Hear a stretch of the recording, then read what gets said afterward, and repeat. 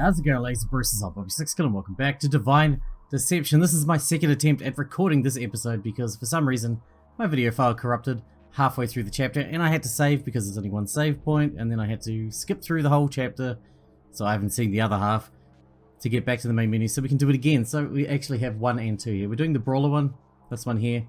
We're doing chapter 1 because it fucked out while I was in the middle of it. So let's do this again, shall we? Sorry if I can't muster the same enthusiasm the second time around, but it really fucking annoys me. Bad beat. So at this point I'm kind of thinking this shit's fucking boring, right? Like nothing's happened for a chapter straight. This is just an explanation of what has actually been going on. Some of that's warranted, right? I want to know what's going on. And for something like this, somebody's got to lay it out straight. It's pretty impossible to just figure it out through action. But I mean, at a certain point, it just gets annoying. Like, wrap it up, jeez. So anyway, this is right when the book's starting to lose me. But then in an instant, they shed their clothes and take off their wig. Boom. Turns out she was actually the heiress all along. And for a moment I was like, whoa, I didn't see that coming. Suddenly this climax was a lot more prepossessing. Captivating works just fine. Captivating then. So yeah, now I'm into it. But then hold on, take a second to think about it. Does that make any sense? Like, they're in 2 separate places. You don't see them at the same time, fair enough. But they're always in both places whenever the main character enters the room. The hell are the chances of that? What, they're just sprinting from place to place all the time? Wouldn't they be seen at some point? And on that note, the mansion was filled with the girl's family. I get it was a disguise or whatever, but like, the visitor interviewed all of them. Are you telling me the girl's father, who lived with her for decades, wouldn't notice something was off over the week the visitor was snooping around the house? The problem was, it didn't have any foreshadowing. So even though it invoked temporary surprise or excitement maybe, it fell flat. Are you sure it didn't have any foreshadowing? Maybe just didn't pick up on any.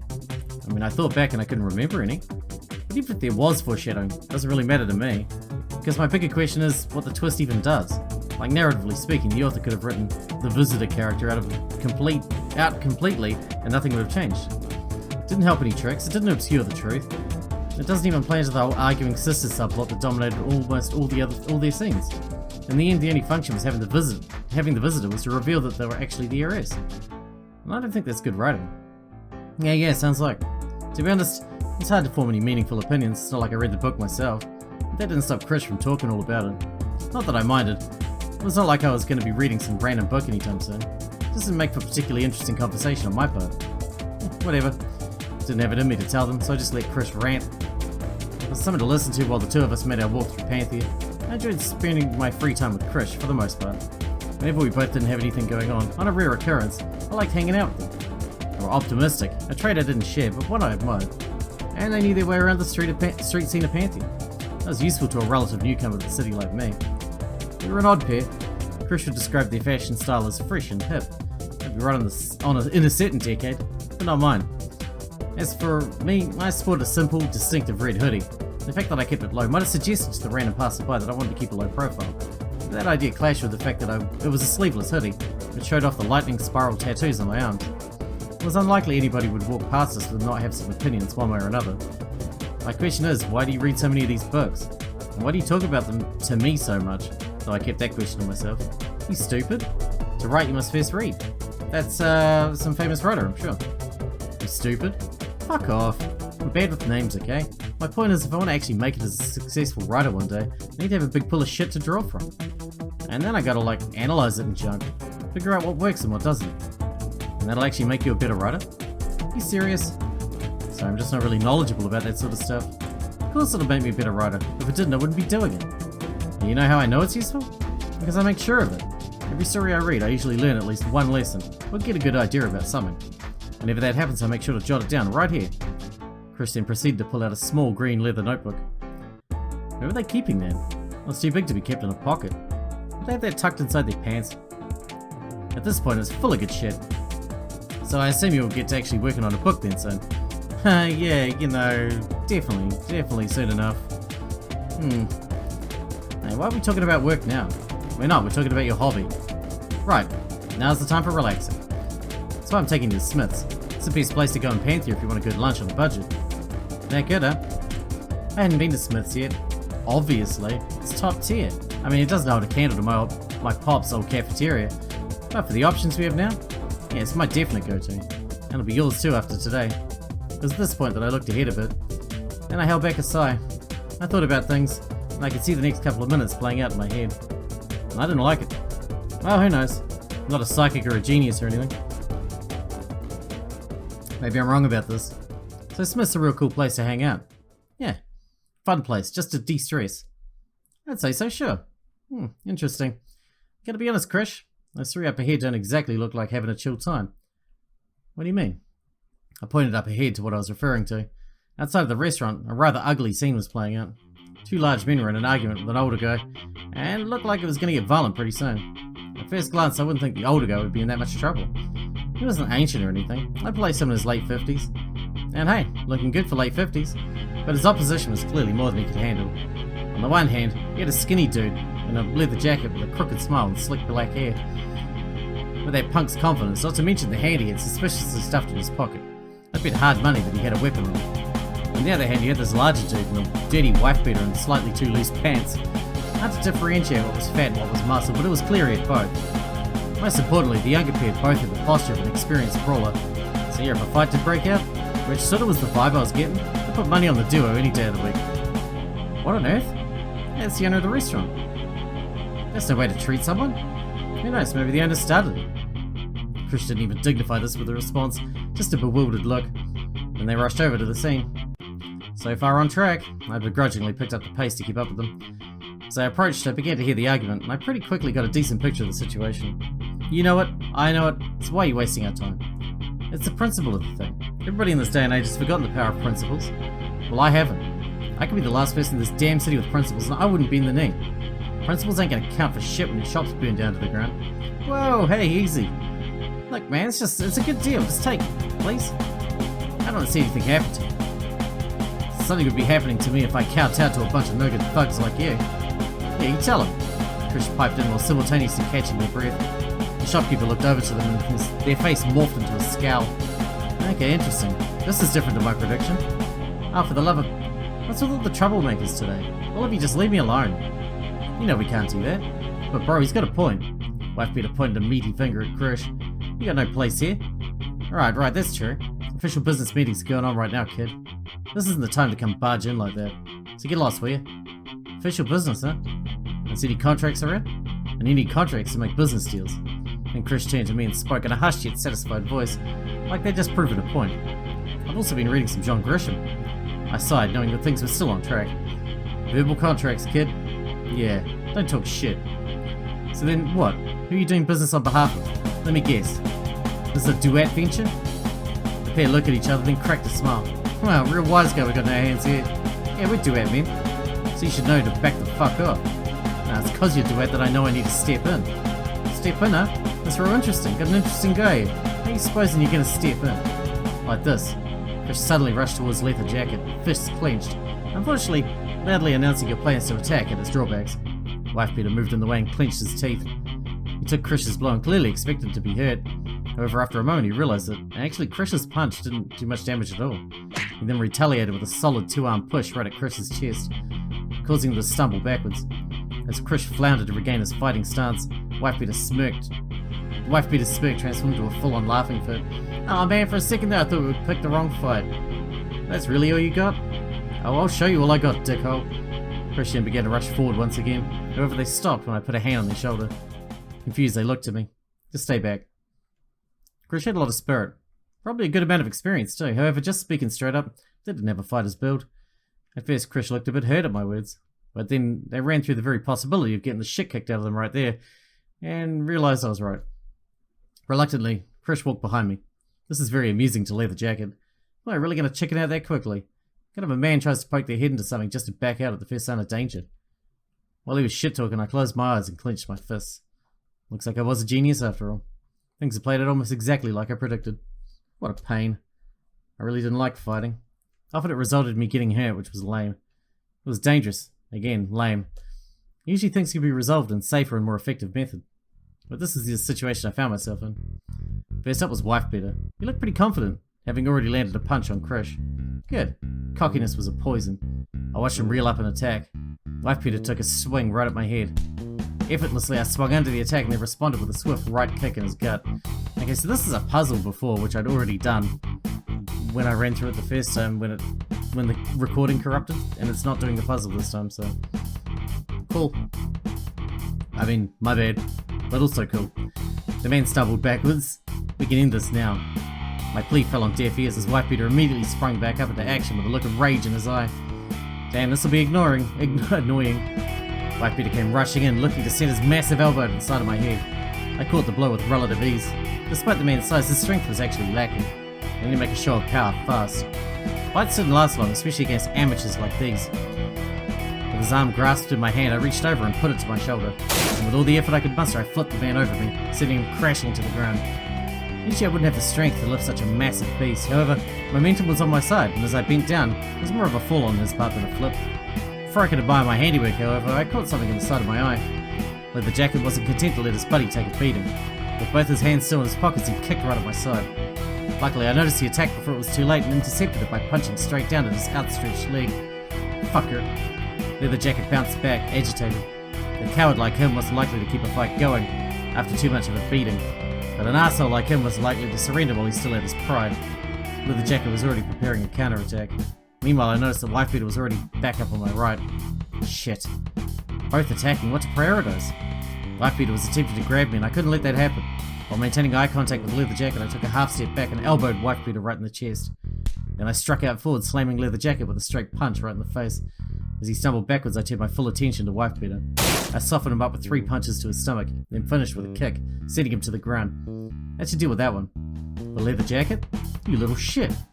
In a slick motion, the man took out a switchblade knife and spun it around. Then he went for me. The man was attempting a straight up and down slice right at my chest. It was a tricky attack to avoid, so I didn't aim to avoid it. Instead, I threw a punch right at the hand holding the knife, intercepting it mid-attack. Leather Jacket recoiled at the blow, letting go of the knife. I caught it in mid-air with my left hand and then swung it out, nicking Leather Jacket's arm pretty badly. The knife was Leather Jacket's trump card. This should be over now. I dropped the knife and then, for good measure, slammed Leather Jacket one more time right in the face, sending him to the floor. And like that, the fight was finished. 2 combatants sprawled on the floor, and 2 of them were in a bad state. Meanwhile, I was doing my best not to breathe too heavily. The less effort it appeared I'd exerted, the more leverage I had in negotiations. I haven't even taken out my knife yet. I'd leave while neither of you have suffered any major injuries, and while I'm going to let you just flee. Their faces hardened. This might not be enough. I leaned in and spoke in a hushed voice, one that Krish and the restaurant owner wouldn't be able to hear. You have plenty of time to try this later. Keep pushing the issue while I'm here, however, and I'll have to push back. This seemed to have had much more of an effect on the 2. Nervously, they looked at each other, trying to gauge the other's reaction to my proposal. Then silently, the 2 got to their feet. Without even a parting remark, they began to walk away. After a few paces, that walk turned into a run. It wasn't long before they were straight up sprinting away, tails tucked between their legs. Ugh. That sucked. I really didn't like fighting. And stay out. Timely, Krish. Very timely. I cracked my neck. Man, I really didn't like fighting. God damn it, Krish. You showed them what we're made of, eh, Vals? Yeah, I'd say. The restaurant owner nervously approached from a makeshift cover he'd hopped behind. Thank you, 2. Really. I'm grateful for your help in this matter. And I'm sorry I judged you far too harshly. Had you not appeared, I'm not sure what would have happened. Oh, no need to thank me. Really, I did nothing. Accurate, Krish. You did do nothing. What's the big deal at all? I'm not sure exactly how to pay you back for this. Ain't it obvious? We've come to have a meal at your place. I think a free lunch would be a fitting reward, wouldn't you say, Vals? Wow, how shameless. Declaring your desired reward so matter-of-factly really dampens the selfless hero vibe you're going for, Krish. I guess. By the owner's face, I could tell he was also somewhat put off by this request. Still, he shrugged his shoulders. Seems fair enough. Alright then, have a meal on the house. Just don't order too much. Trust me, we will. And Krish began laughing at a joke that only they found funny. Meanwhile, I decided to handle more important matters. I turned to the restaurant owner. This likely won't be the last of those guys. We just bought you a little bit of time, and you can't count on the help of random strangers to keep you safe for long. In fact, from what I can tell, nobody can really keep you safe from the duets. So I'd heavily consider what you intend to moving on from here. The restaurant owner looked a bit shaken at this. Had he really not considered this yet? Thanks for the advice. I'll go back to work now. And without another word, the man turned back and went back into the store. Dick. Well, might as well. Oh shit. Instantly I pulled down my hoodie to make sure it was as low as it went. Then I turned around and pulled Krish by the arm. Come on, let's have lunch. Hey, you 2. Mind if I took a minute of your time? Ah, god damn it. Approaching from behind was Kane Shea, a reporter. He's probably looking for a scoop, some article to write about. and we just provided exactly that for him. Damn it. If only I'd known someone like him was lurking around nearby, I wouldn't have bothered stepping in like that. Just my luck that one time I tried to do a good thing, there was somebody nearby to document it. I kept my hood down and tried to enter the restaurant, but Krish had other plans. Of course, what do you want? I just took 3 steps away and kept looking away. Well, I was just doing some normal rounds of the place, and I just so happened to catch that whole scene. Honestly, that was incredible. Really impressive stuff, guys. And you know, seeing how many complaints I've been getting about it lately, I thought it high time to actually put out a piece on the duets. So I was wondering if you two wouldn't mind giving me a quick interview. It'd be a huge help. Kane put his head down pleadingly. Of course, I'd be happy to help. This is like a literature adjacent experience, yeah? I mean, it wouldn't be requiring you to actually write anything down, but I'd be writing something down, so kinda? I mean, beside that, I'm just happy to be interviewed. Awesome. What about your friend there? Kane pointed at me. I'm fine. You sure? You had some impressive moves there. I'd really like to get to hear your story. I don't have a story, and I don't want to do an interview. I just ignore Vals. See, Vals is real shy. Wouldn't appreciate being recorded, you feel me? Hey, I respect it. I was pretty shy as a kid. Actually, I first became a reporter to try and get better at talking to strangers. Really? I mean, it was a reason. Anyways, guess I'll have to settle with just interviewing you. Settle? Hey, I didn't mean anything derogatory about it. Just mean in this business, 2 witnesses are better than 1. Fair enough. Alright, give me a second. Kane began fishing in his pocket, took out a recorder and pressed play. Can you just use your phone to record things in this day and age? How old was Kane? So, who do I have the pleasure of interviewing? Hey there, my name's Krish Devaki. They, them. I'm Panthean born and Panthean proud. Another native. I'm one with actual hometown pride. I can respect it. Honestly, all the people who shit on this place really get on my nerves. Like it has its issues, but the people here are awesome. You know who says Panthea has gone downhill and needs to get bent. Krish, my friend, I couldn't agree with you more. So then, born in Panthea, what was your family situation like? Well, I was raised by my dad, Fashu. Unfortunately, my mother died when I was pretty young, so I never knew her very well. Sorry to hear that. Losing your parents at a young age sucks. Yeah, well, like I said, I never knew her very well. I had to feel bad about her. Anyways, Pops ran this real sick cafe. Really had to be there, it was great. He doesn't anymore? No, unfortunately it's closed down. Anyways, I don't have any siblings, so my family's always been Pops. But in a way, I treat a lot of Panthea as my family. I like that. So then what do you do now? Right now? Well, I didn't do too good in school, and no money for college, so I'm kinda just going from part-time job to part-time job. Finding work wherever I can, trying to stay afloat, you feel me? Kinda hard with our economy how it is right now. Definitely. Are you hoping to settle down in a permanent place anytime soon? Well, I'm hoping to become an author. But that's kind of a pipe dream, so I don't know how reliable something like that could be. Realistically, the chances I pull it off are pretty low. Yeah, don't talk like that. I'm not going to bullshit you and say you got great odds or anything. But I've heard plenty of stories of people who regret never taking a shot when they're kid. You're young, you have youth. This is the time to try and fail. The fail bit ain't really necessary, you know? Like I said, kid, I give the truth. Well, thanks. Alright then, moving on to the main event. Mind describing what just occurred here? I mean, not much to explain. Some assholes are harassing a poor Panthean citizen, someone who didn't do anything wrong. I figured that was pretty bullshit, so I stepped in and did something. I have to say, most people wouldn't just step in and do something. I suppose. I wasn't looking, but I could tell Chris was giving a shit-eating grin right about now. So, you keep the peace by force? I mean, I had to. You saw those assholes being super uncordial? Uncordial's putting it lightly. I'm in favour of kicking some ass, personally. It used to be that fights were just things that could happen. Then we as a collective got to stick up our asses and started getting litigious. So, why do you think these men were harassing the restaurant owner? Ain't it obvious? Those were Duat boys. And they were shaking them down for protection money. Protection money? What's that about? You know, paying your dues. Cost of business is selling on Duat turf, if you heard it from them. If anything, I'd think it was Panthea turf. It's both. You gotta pay taxes to the government, you gotta pay protection to the Duats. So protection, what does this actually entail? Well, if you believe the Duats, it was protection from other criminals, and any issues. If you pay your protection money, the Duats will help you out, deter any third parties from messing with you, and solve certain problems that get in the way of your revenue stream, in exchange for that protection money. And so, do the Duats have a point? I mean, sounds like a decent service they provide. They'd have a point if they didn't harass stores that didn't accept their protection money. Problem is, you don't have a choice to say no. Not really when there's that fucking insane power balance at work. I see, so you're saying it's more like extortion than protection? Yes, exactly, that's exactly what I'm talking about. Okay. So Krish, some people say that the Duats have been getting worse lately. Right. Oh, so you agree with this? Then in your opinion, what do you think is causing the rise? It's obvious, ain't it? They don't got anybody putting the checks on them anymore. Used to be the Duets were a pretty nasty feud with the Shikome. Before that it was the PCTL, something like that. Point is, those wars came and went, and the Duets are still standing strong. Only thing that's supposed to keeping them in check is the police, and they haven't been doing a good job at that at all. Probably because the Duets have gotten better at working around the police. They became large enough to have an alternative solutions to the problems the cops present. And this Duet dominance, you believe it to be a bad thing? I mean, yeah. My pops actually said he kinda likes it better this way. There's a lot less conflict nowadays, and the gang conflict's the type to leave bodies. But I don't know about all that. Something rubs me the wrong way with letting a group like the Duets do whatever the hell they want. Yeah, I can see that side of things. Alright, I think that's probably enough for me to work with. Again, thanks for lending me your time. No problem at all, glad to be of help. The two continued to talk for a bit longer. Krish asked Kane some questions about the literary world. Kane seemed to try his best to be useful, and then before long, Kane turned around and left. Thank God. You know, Kane's actually a pretty cool guy. Not at all like I heard. You knew about it? Of course. What Panthean hasn't? Yeah, well, you can be special. If that's the case, why'd you do the interview in the first place? I want to give him my 2 cents. Why'd you hide in the corner the whole time? Because I didn't. Now come on, let's get lunch. I just wanted to move the conversation along. Krish was eager to acquiesce. The two of us entered the restaurant and got a seat.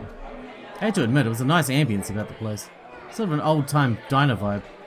Hopefully the food was decent. Krish had assured me of that much, but I knew them better than to trust their opinions. As we were ordering our meal, I noticed somebody walking over to our table. I audibly sighed. What now? Krish was looking the opposite way, didn't know what I was sighing at. Because of that, I came to the quite reasonable conclusion that for some reason I was sighing at them. Well, you don't like this place? You haven't even eaten yet. You're not allowed to judge. Besides, you're getting the meal for free. As far as I'm concerned, complaining about a free meal is a surefire sign that something's wrong. So just wait, okay? I didn't bother correcting their misconceptions. I was too busy trying to analyse the approaching man. I couldn't quite get a read on him from just his looks. Before I could come to an opinion, however, he reached our table and spoke up. Krish, I thought that was you. Oh, hey, Mr. Yi. What are you doing here? I'm here to have lunch. Oh, right. Duh. So how have you been? It's been a while since we've had a chat. In fact, I don't think we've talked since I left Panthea. You know we haven't? I'm doing good. I mean, reasonably so at any rate. Getting work at least. Ah, well, that's what's most important. To quote Freud, work is man's most natural love. Though to be fair, Freud was never particularly lauded as a philosopher. He was just the first quote that came to mind. Point is, it's good that you're employed. Youth of your age ought to have a job. Or in my case, jobs. Yes, well, whatever gets the job done, huh? So then who are you eating with? Oh, this is Val's. I met Val's not long ago, but we hit it off. So I figured I'd show off one of the best restaurants in Panthea. A wise choice. By the way, shame about your father's cafe. When I heard about its closing, I was deeply wounded. This place was my go-to for breakfast. Yeah, it sucks. But you know, we're holding up good enough. Good, good. Yi turned to me. Well then, Val's is it? Pleasure to meet you. My name is Yi Giles. I nodded at him, then mumbled a greeting. Nice to meet you. I could notice Yi being slightly put off by this response. Oh, don't worry. Vels just doesn't like talking much. Though, Vels, you seem particularly quiet today. Krish is also shooting me a look. Whatever. It was too soon to tell for sure, but I got the vibe that I didn't want to show too much of myself to this Yi fellow. Yi, for his part, seemed to accept this explanation. A colleague of mine is quite similar in that aspect. I admire someone who only speaks when there's something worth saying. Whereof one cannot speak, thereof one must be silent. Nice quote. Ludwig Wittgenstein. Interesting fellow, that one. Yi turned back to Krish. Good. So, Krish, I couldn't help but notice your encounter outside through the window. You're being interviewed for something. Oh, right, that. Kane Shea just wanted an interview with me after I kicked some gangster ass. I threw a look at Krish. They seemed to look right back at me, challenging me. If you want to say otherwise, speak up. Put my eyes down. Sure, take the credit here. You clearly want it. Kicking some gangster ass. You never changed, do you? Oh, I've changed plenty. I still have a decent conscience. You know, that's one thing of yours that would be good not to change. Thanks. Not a compliment, Krish. Not to make you repeat the story a second time, but what exactly gangster ass did you kick? Oh, well, you know. I noticed Krish beginning to stall. Huh? That felt weird. They've been pretty eager to boast up to this point. Why are they stalling at giving out any details? I never caused Krish to temporarily pause, they'd eventually continue. Earlier, the restaurant owner was being harassed by some Duat members. They were pushing him to accept the protection offer. He clearly wasn't interested, but they persisted. The members then threatened to get physical. Intervening was only right. Interesting phrasing for Krish. The virtuous path, right? Indeed. Duet members were really threatening the restaurant owner? How disheartening. Yeah, it's... Well, yeah. Okay, I needed some more info.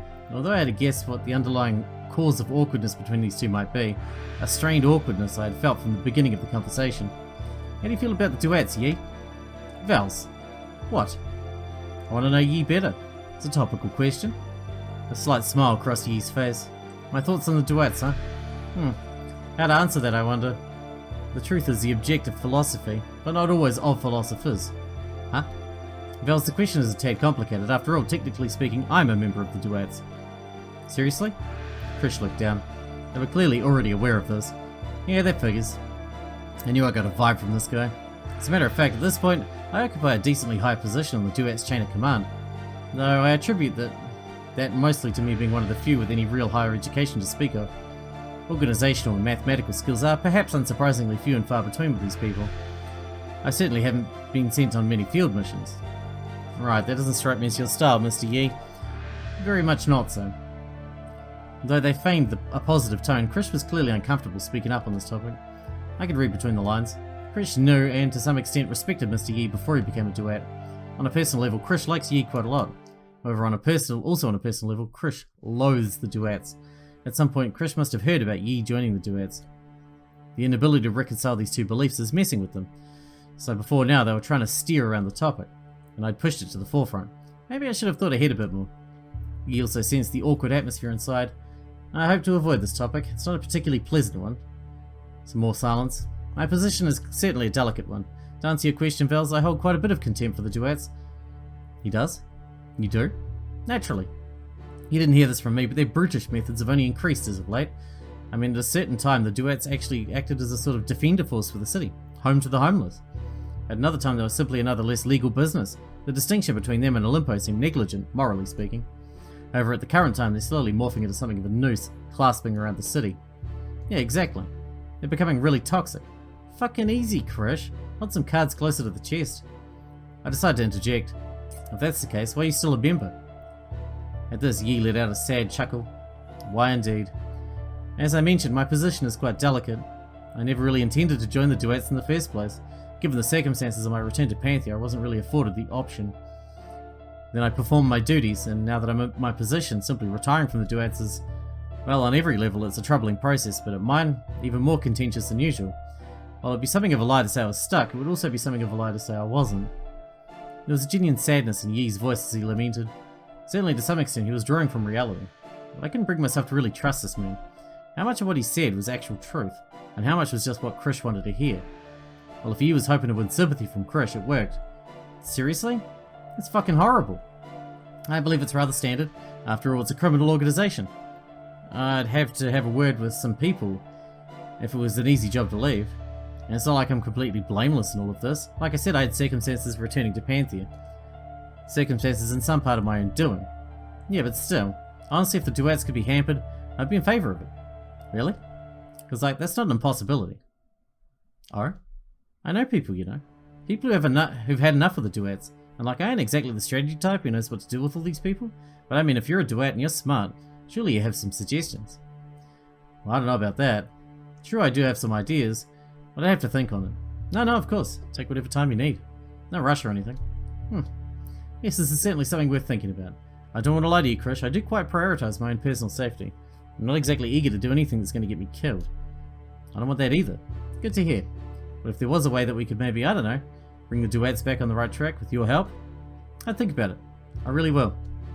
And I'll meet with you again soon. Really, it's absolutely not right that I haven't spoken to you for this long. That'd be great.